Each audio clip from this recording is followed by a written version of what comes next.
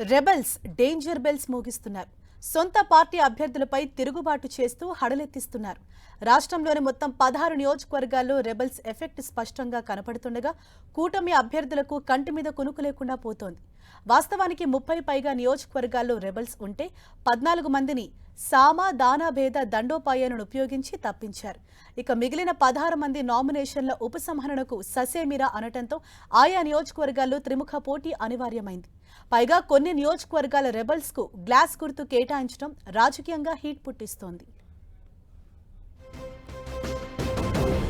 ఏపీలో కూటమి కట్టిన 3 పార్టీల మధ్య తొలి నుంచి ఏదో కనిపించని అగాధమే కనిపిస్తోంది. ముఖ్యంగా కూటమిలోని మిగిలిన 2 పార్టీలపై టీడీపీ ఆధిపత్యం చెలాయిస్తోందనే భావన వ్యక్తమవుతోంది. జనసేనకు కేటాయించిన 21 సీట్లలో సగం చోట్ల, బీజేపీకి కేటాయించిన 10 సీట్లలో కొన్ని చోట్ల టీడీపీ నుంచి ఆయా పార్టీలో చేరిన వారికి టిక్కెట్లు కట్టబెట్టారు. తొలి నుంచి జనసేన బీజేపీలను నమ్ముకున్న వారికి న్యాయం జరగలేదనే టాక్ నడుస్తోంది.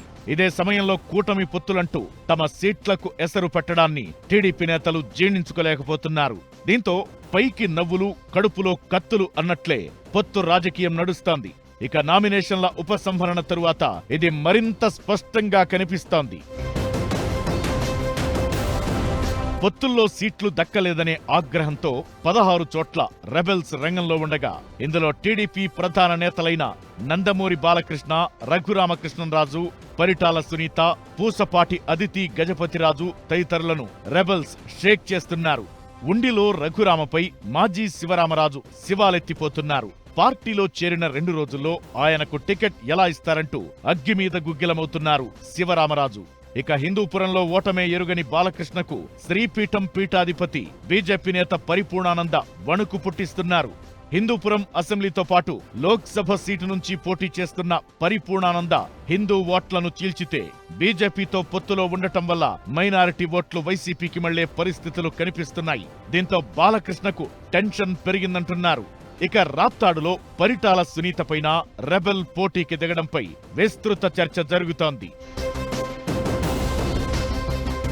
విజయనగరం మాజీ ఎమ్మెల్యే మీసాల గీత టీడీపీ రెబెల్ గా పోటీలో నిలిచారు. ఈమెకు గాజు గ్లాసు గుర్తు కేటాయించడంతో ఎన్నిక రసవత్తరంగా మారింది. విజయనగరంలో టీడీపీ తరపున సీనియర్ నేత అశోక్ గజపతిరాజు కుమార్తె అదితి గజపతిరాజు పోటీ చేస్తున్నారు. నియోజకవర్గంలోని బలమైన సామాజిక వర్గానికి చెందిన మీసాల గీత భారీగా ఓట్లు చీల్చే పరిస్థితులు ఉండటంతో అదితి అసెంబ్లీ ఆశలపై నీలిమేఘాలు కమ్ముకుంటున్నాయి. అదేవిధంగా నెల్లూరు జిల్లా కావలిలో టీడీపీ రెబెల్ పసుపులేటి సుధాకర్ కు గాజు గ్లాసు గుర్తు కేటాయించడంతో సైకిల్ పార్టీకి సంకటంగా మారింది. ఇక టీడీపీ కూటమి పోటీ చేస్తున్న అనకాపల్లి ఎంపీ పాయకరావుపేట అసెంబ్లీ స్థానాల్లో గ్లాసు గుర్తు వెన్నులో వణుకు పుట్టిస్తోంది.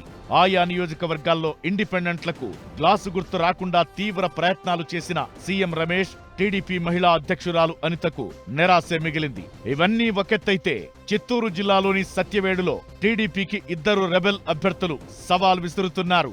మొత్తానికి రెబెల్స్ దెబ్బతో కూటమి కుదేలయ్యే పరిస్థితే ఎక్కువగా కనిపిస్తోంది.